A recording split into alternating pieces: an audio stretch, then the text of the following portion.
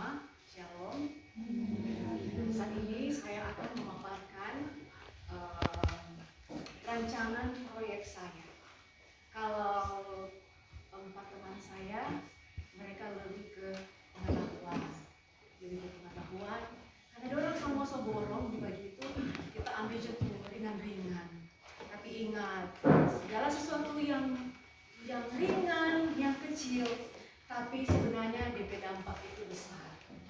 Jadi saya mengambil rancangan proyek transformasi kepemimpinan sekolah di SMP Negeri 2 Tomohon dengan judul meningkatkan penguatan budaya sekolah lewat gerakan lihat sampah ambil. Jadi lewat gerakan lihat sampah ambil. Jadi proyek saya itu cuma ringan-ringan saja. Tidak berat-berat kayak teman-teman tempat saya. Jadi seperti itu. Kenapa saya ambil begitu?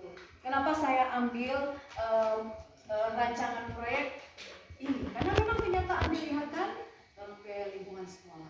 Jadi seperti itu. Kemudian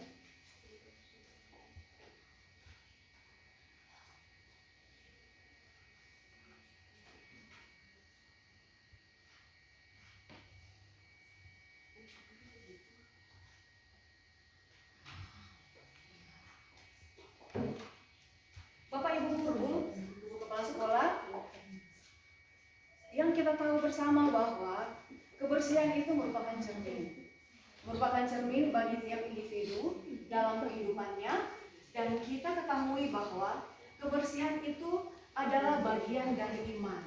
Dan untuk mengimplementasikan imannya, maka setiap orang memiliki kewajiban penuh untuk menjaga kelestarian alam, salah satunya dengan menjaga kebersihan lingkungan. Dan sebagai upaya untuk membangun kepedulian terhadap lingkungan yang bersih, maka dibutuhkan kesadaran diri dari setiap individu yang adalah warga sekolah. Sekolah sebagai lembaga pendidikan memiliki kewajiban menanamkan kesadaran akan pentingnya menjaga lingkungan agar tetap bersih. Karena itulah saya buat proyek ini dengan nama program Gerakan Lisa. Lisa itu nama orang, ya, nama tetangga saya, nama teman saya. Tapi Lisa yang saya mau maksudkan di sini bukan Lisa nama teman saya. Apa itu Lisa? Nah, Lisa ini merupakan akronim, ya, akronim perpaduan huruf kata lah dijadikan satu sehingga menghasilkan suatu nama yang wajar lah, sampai dari L, I, S, E jadi Lisa. Lisa itu adalah lihat sampah ambil. Lihat sampah ambil, yaitu sebuah gerakan sederhana, namun bermakna besar. Gerakan ini dilandasi oleh nilai-nilai keikhlasan. Tak perlu menunggu diminta, tak perlu bertanya siapa yang membuang sampah itu. Ketika melihat sampah, langsung ambil dan bersihkan. Itulah jiwa dari gerakan Lisa. Kemudian yang berikut, program gerakan Lisa atau gerakan lihat sampah ambil merupakan sebuah gerakan moral dalam upaya menumbuhkan karakter warga sekolah yang berbudaya, peduli, dan memiliki tanggung jawab terhadap kebersihan lingkungan sehingga tercipta pembelajaran sepanjang hayat. Program gerakan lihat sampah ambil adalah gerakan peduli lingkungan yang mengajak semua warga sekolah untuk dapat membuang sampah yang mereka lihat di tempatnya, sehingga menciptakan budaya kebersihan yang berkelanjutan. Kemudian berikut, apa yang melatar belakangi sehingga proyek gerakan Lisa ini saya buat? Itu pertama, kondisi real di sekolah. Kondisi real di sekolah berdasarkan refleksi dan data lapangan. Jadi berdasarkan observasi lapangan, refleksi internal guru kadang-kadang harus suka refleksi itu. Kenapa kondisi ini di sekolah itu sampah gitu kan, itu refleksi. Serta kondisi sekolah ditemukan bahwa lingkungan sekolah masih belum bersih secara konsisten. Meskipun terdapat petugas kebersihan, perilaku warga sekolah terutama siswa masih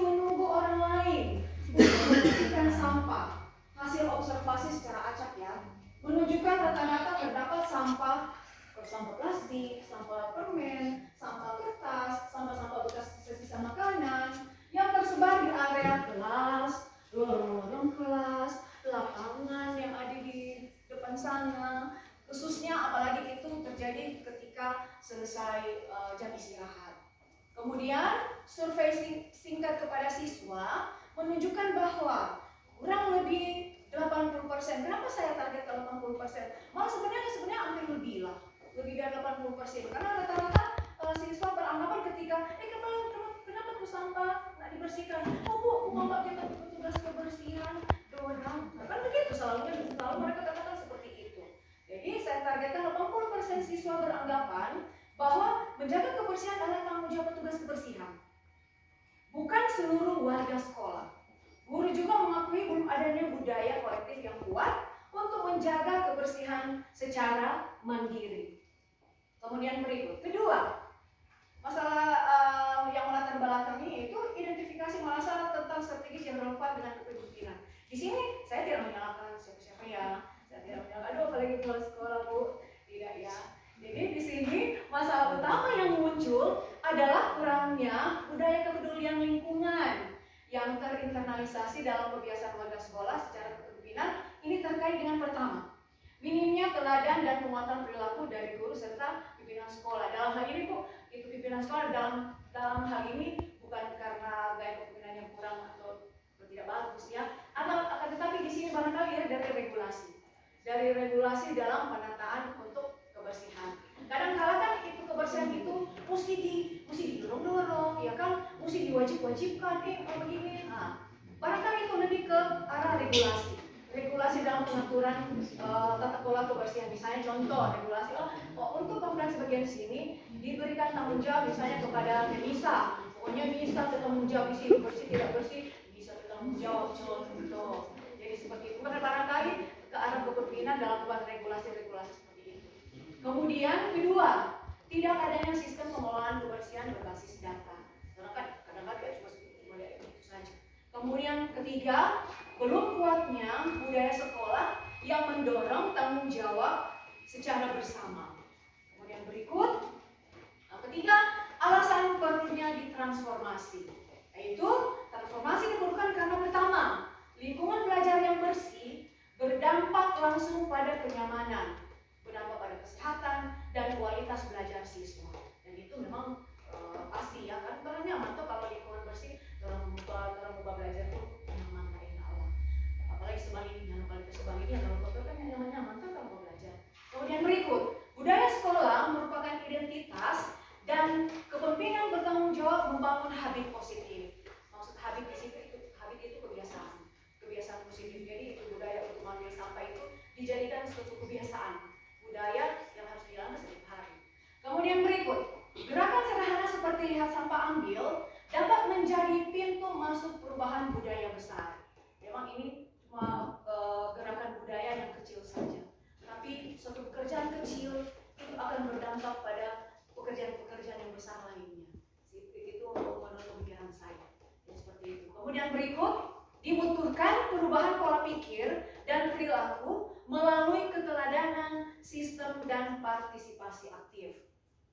Kemudian berikut, hal yang melatar belakangi itu juga konteks kebijakan nasional dan lokal. Jadi proyek ini sejalan dengan pertama, profil pelajar Pancasila, yaitu dalam dimensi gotong royong, berakhlak mulia, kemudian mandiri. Kemudian kedua, berkaitan dengan pembelajaran berdiferensiasi dan pembelajaran mendalam yang menekankan pada pembangunan karakter dan kepedulian. Jadi materi saya ini terjawab pertanyaan dari Bu Desi ya.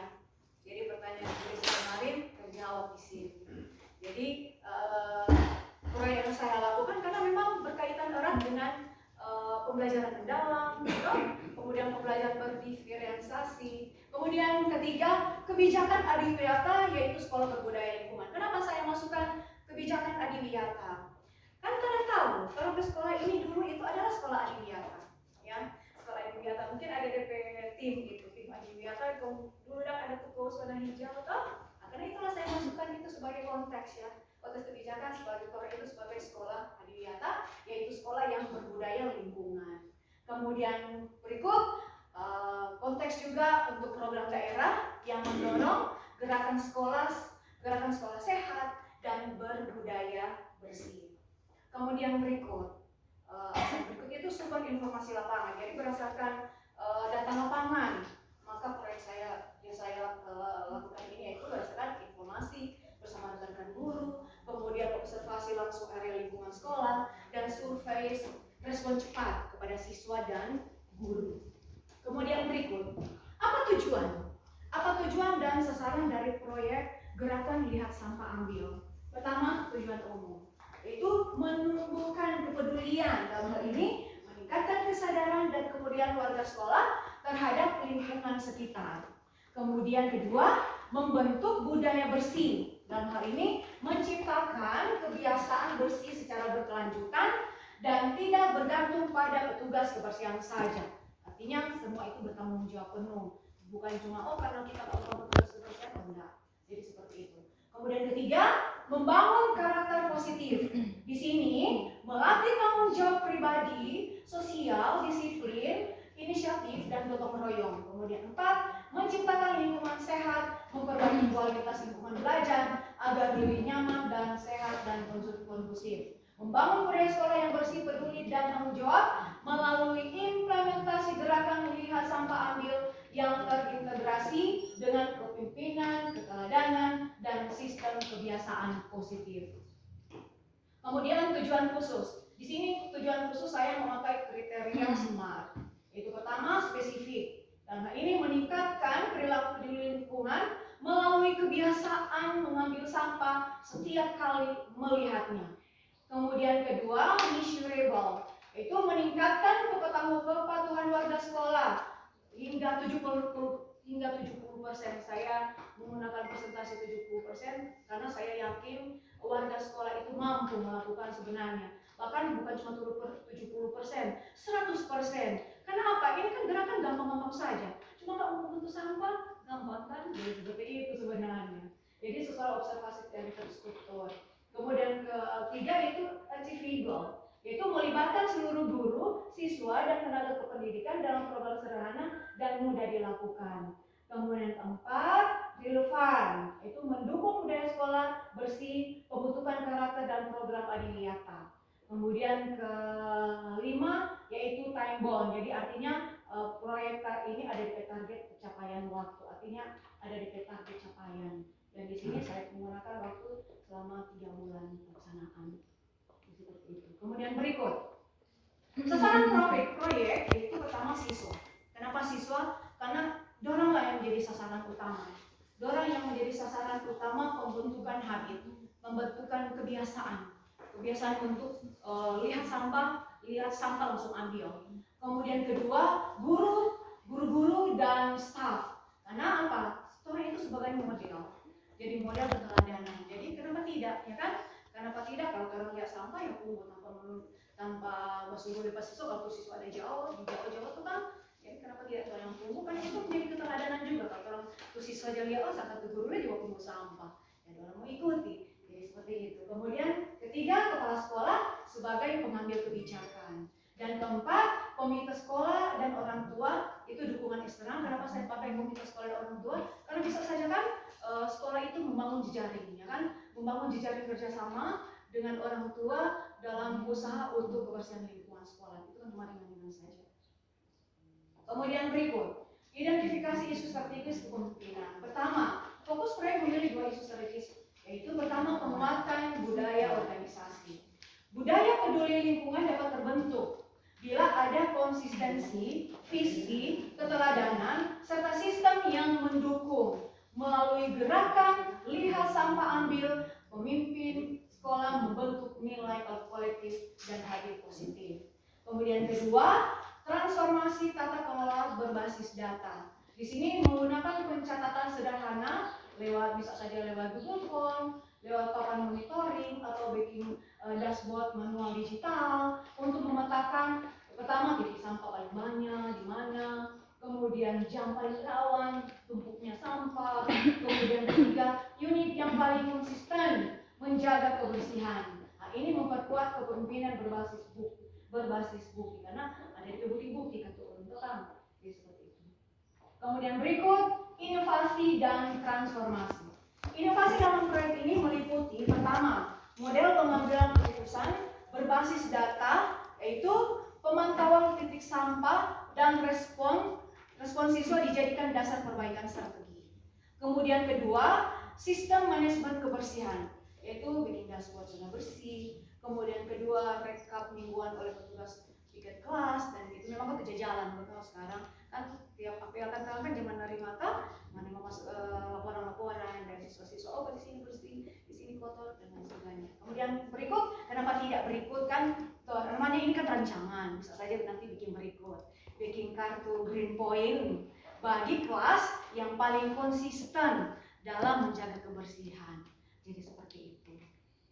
Kemudian ketiga, strategi pelibatan komunitas sekolah. Itu pertama, guru menjadi role model. Nah ini tuh ulang-ulang. Guru menjadi role model. Guru mengambil sampah saat melihatnya. Itu kan jadikan contoh. Kedua, sosialisasi kreatif lewat poster atau video pendek dari siswa.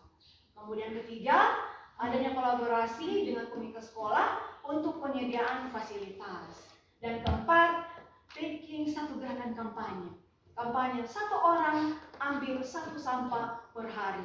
Orang bayangkan orang siswa itu tuh bang, ada hampir 300 yang untuk kampanye itu jalan, satu orang ambil satu sampah per hari. Berarti kalau hampir 300 biji sampah orang boleh ambil dan orang tahu pada tempat belum tambah itu guru-guru udah hampir 30. Orang bayangkan kalau hampir 300 sampah orang boleh tunggu, orang boleh ambil, orang letakkan pada tempatnya. Dan ini pun itu bagian dari program OSIS kan? Program OSIS ini pun kena dengan program OSIS. Sekarang kan program OSIS kan ada program pilah sampah, ya kan? Ada program pilah sampah itu kan untuk bina. Kenapa tidak? Ketika orang bahannya itu sampah, orang sudah tahu mau letak di mana. Orang masuk kan ada sampah-sampah khusus yang sudah dibuat kan? Ketika orang ambil ke sampah, oh ini sampah plastik, berarti tempatnya lepas di mana? Oh ini sampah kertas, oh tempatnya orang sudah tahu mau lepas di mana. Jadi seperti itu. Kemudian berikut menggunakan pendekatan design thinking, yaitu observasi kondisi sekolah, kurangnya budaya peduli kebersihan, kemudian membangun gerakan desa sampah ambil, prototipe mulai dari area tertentu, kemudian ada tes observasi, peningkatan dan revisi strategi. Kemudian berikut strategi dan implementasi. Jadi ada tahapan-tahapan pelaksanaan. Di sini tahapan pertama yaitu fase pertama itu persiapan. Tentu dalam satu proyek pasti ada persiapannya. Di sini saya gunakan persiapan 1-2 minggu lah, yaitu survei dulu, kemudian observasi awal, kemudian diskusi dengan kepala sekolah, guru, OSIS dan pembina OSIS. Kemudian ada sosialisasi gerakan ini, kemudian berikut penyediaan poster dan media edukasi. Nah, setelah itu ada fase kedua, yaitu implementasi. Di sini melaksanakan gerakan setiap hari. Kemudian ada monitoring titik sampah. Kemudian ada pemberian apresiasi mingguan. Kemudian ada refleksi mini pada setiap apel Senin. Di sini saya berikan apel Senin panitia. Kalau kadang ada apel Senin, satu minggu satu kali dulu itu kan.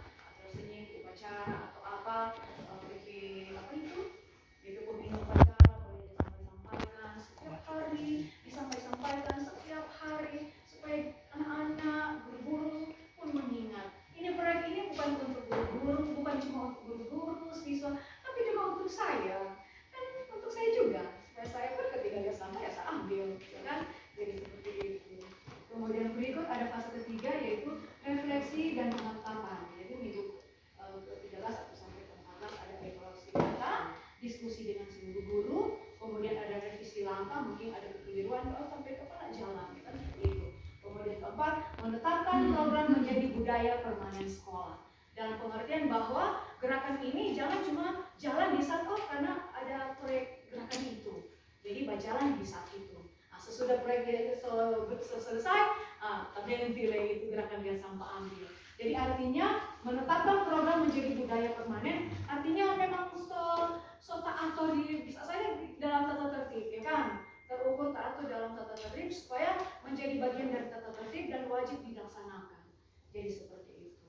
Kemudian berikut mitra yang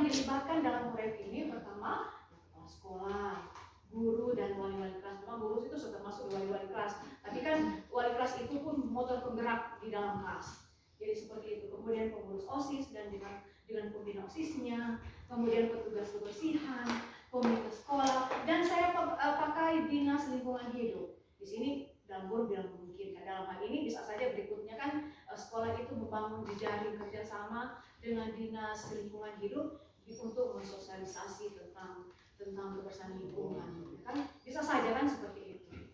Kemudian berikut sumber daya dan pendukung. Sumber daya pertama itu tentu sumber daya manusia. Di sini guru sebagai motor penggerak, kemudian siswa, OSIS, kader lingkungan, kemudian tenaga kependidikan dan petugas kebersihan, kemudian sarana dan prasarana itu tempat sampah, tempat memang di sini sudah banyak sekali tempat sampah tuh, tempat sampah itu besar-besar. Orang minta isi daun, jadi seperti itu.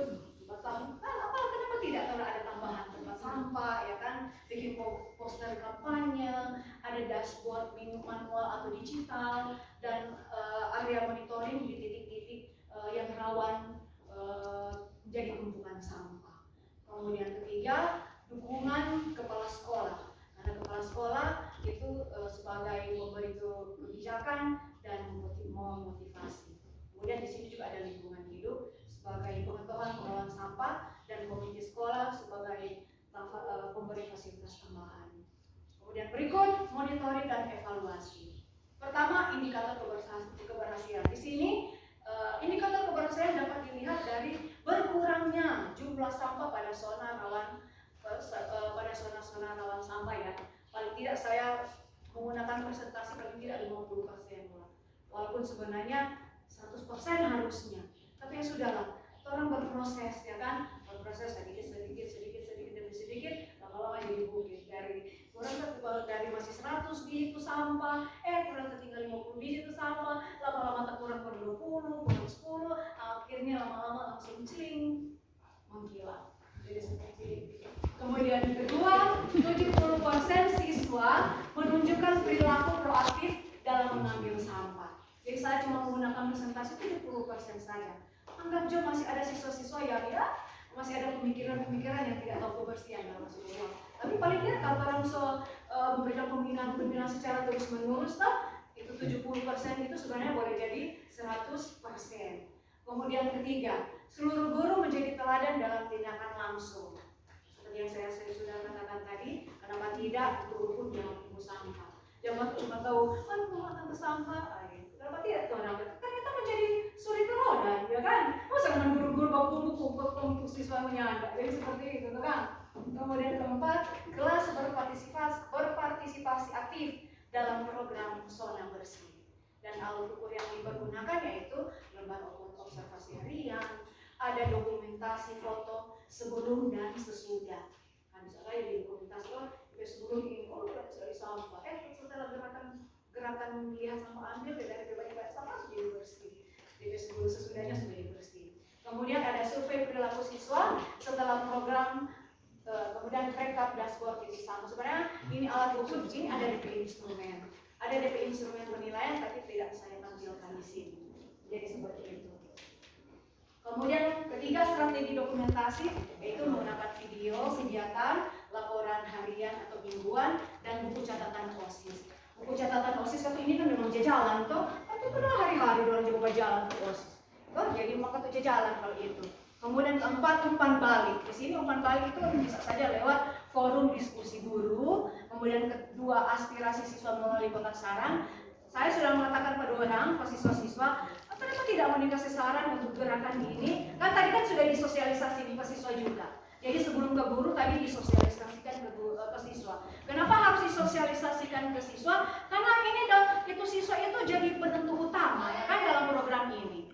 Jadi karena itu tadi di awal itu sudah disosialisasikan ke siswa. Kemudian ketiga, ada evaluasi bersama kepala sekolah.